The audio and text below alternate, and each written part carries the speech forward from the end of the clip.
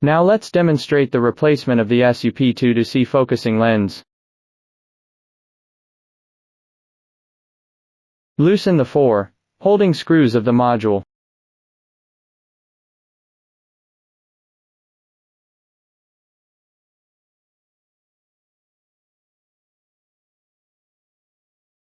Remove the module.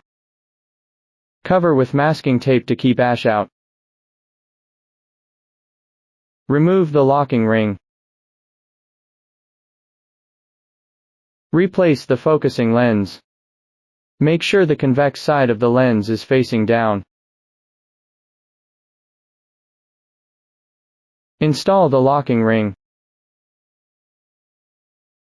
After the replacement is completed, assemble the module back to the gun.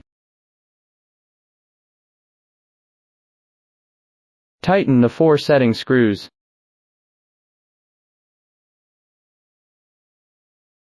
The focusing lens has been replaced.